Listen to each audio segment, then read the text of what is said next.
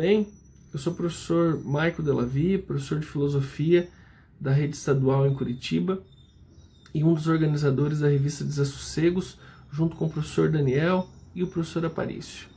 Hoje daremos continuidade ao projeto Máximas e Milímetros, tratando de um escritor paulista, radicado em Curitiba desde seus 21 anos, o Valêncio Xavier, que faleceu em 2008. A obra selecionada como sugestão de leitura é O Mês da Gripe, publicado pela primeira vez em 81 e reeditado pela livraria e editora Arte e Letra em 2020, há mais ou menos 4 meses. Está aqui a obra, um belíssimo trabalho da Arte e Letra, reforçando e valorizando a cultura local. O nome do Valêncio Xavier talvez não seja muito conhecido para alguns dos que acompanham o nosso vídeo. No entanto, o Valêncio teve uma grande importância na vida cultural e artística do Paraná e de Curitiba. Entre os seus trabalhos, eu gostaria de destacar primeiro o trabalho dele nos jornais, circulação nacional e local. Trabalhou muitos anos na Folha de São Paulo, com o Caderno Mais, no jornal Gazeta do Povo. No cinema, o Valêncio atuou como diretor, roteirista e consultor. Dirigiu, entre outros filmes, O Pão Negro, um episódio da Colônia Sicília, de 1993. É um filme que está disponível no YouTube, então só digitar lá O Pão Negro, um episódio da Colônia Sicília de 1993, que vocês vão ter acesso ao filme.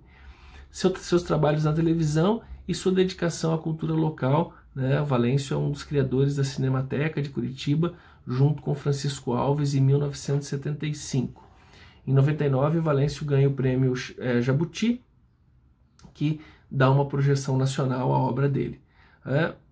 Entrando aqui um pouco no livro, né, No Mês da Gripe, e quais são os desassossegos que essa obra me causou, eu penso que O Mês da Gripe é uma obra que nos causa grandes desassossegos, né?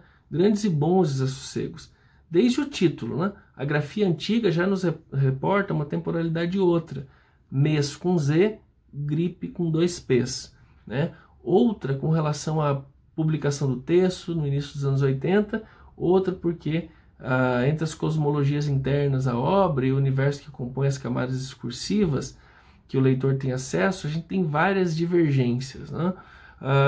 Surpreendentemente, esse texto passou à margem do grande público na última década dos anos 2000, emergindo com grande atualidade nas primeiras semanas e impactos da Covid-19.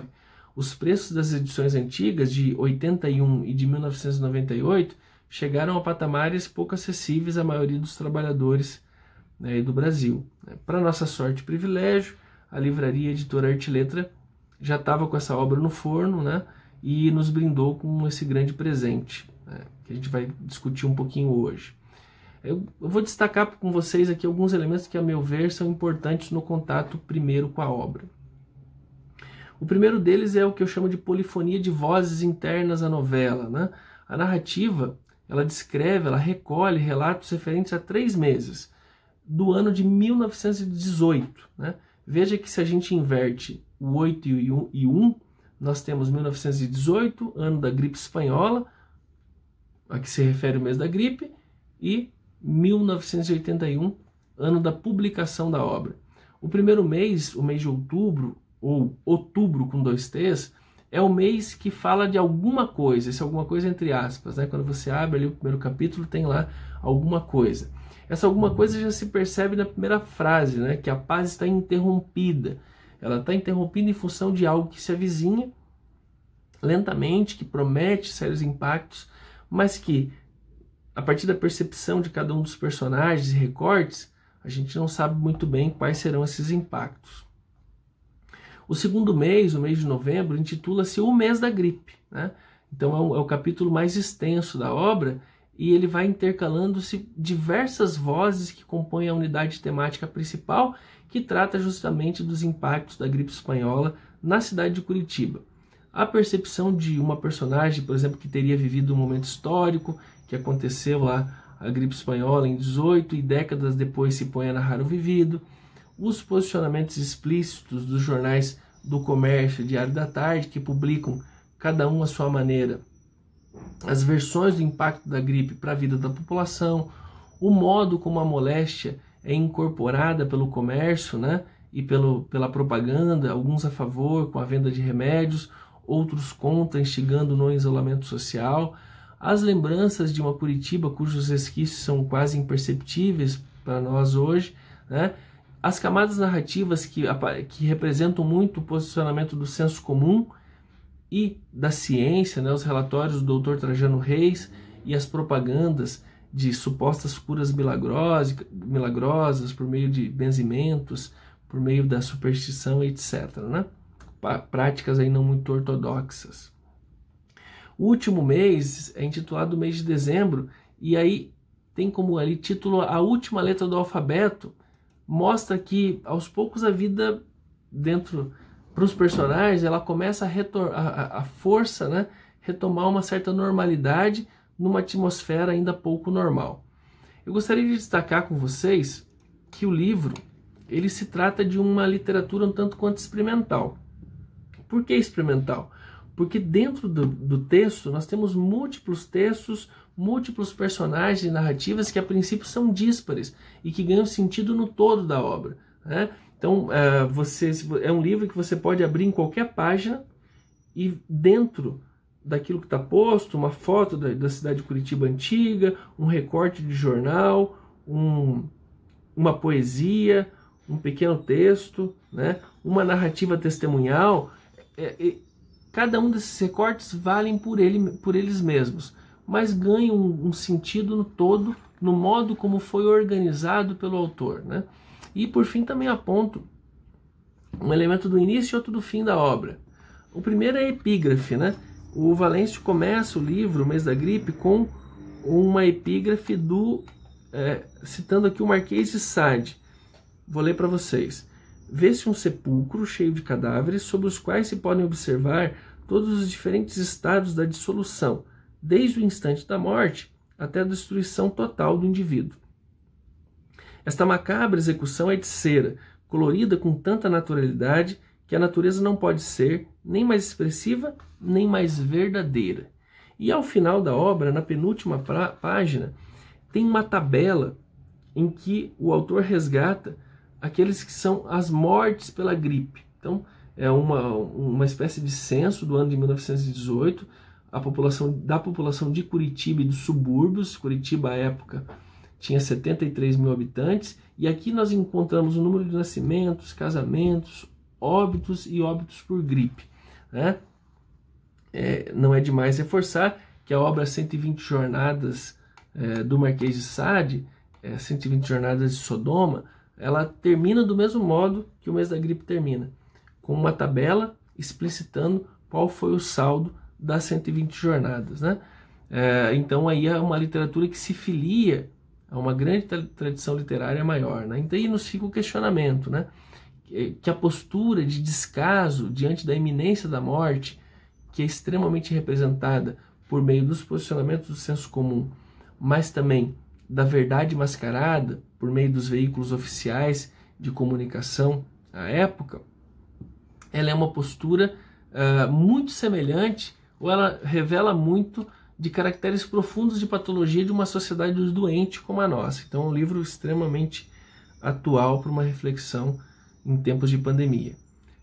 Eu gostaria de destacar, fazer uma leitura com vocês aqui de dois elementos, um da página 32, né, e um da página 38. O da página 32 é uma espécie de dica do Ministério da Saúde à época, né, para combate à gripe. O Ministério, na verdade, o Ministério da Justiça e Negócios Interiores. E aí diz na grafia antiga: Serviço de Profilaxia Rural do Paraná, combate à gripe, e alguns conselhos bem interessantes. É impossível aí abre aspas, é impossível evitar a propagação da epidemia da gripe por não existir um preventivo seguro capaz de evitar a infecção.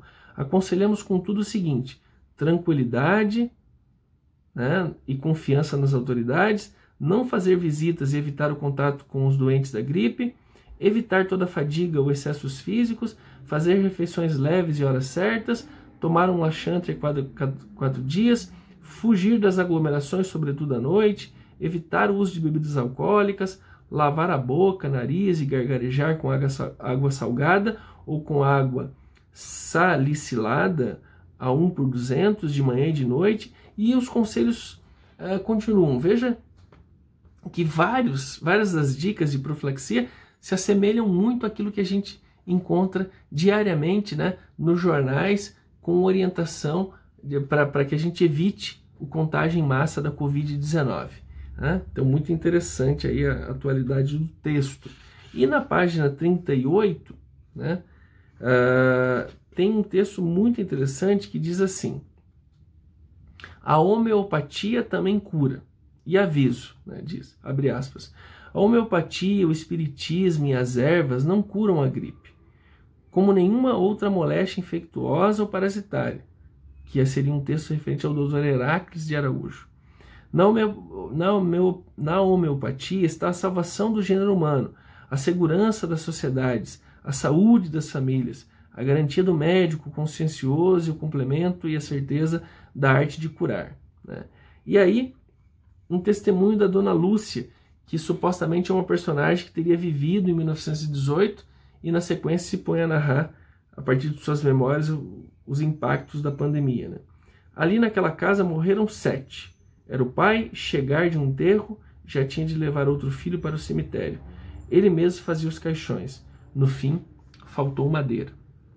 Então, há aqui uma atualidade de conteúdo extremamente presente, né, e que dialoga com o nosso cotidiano de mais de 120 mil mortes pela Covid a todo momento. Né? Então fica aqui a nossa dica. Né? É muito fácil encontrar a obra, né? Vocês encontram nos grandes sites, nas livrarias, na própria livraria Arte e Letra vocês encontram a obra num preço super acessível. Então fica o convite, espero que vocês façam uma excelente leitura e bons desassossegos a todos.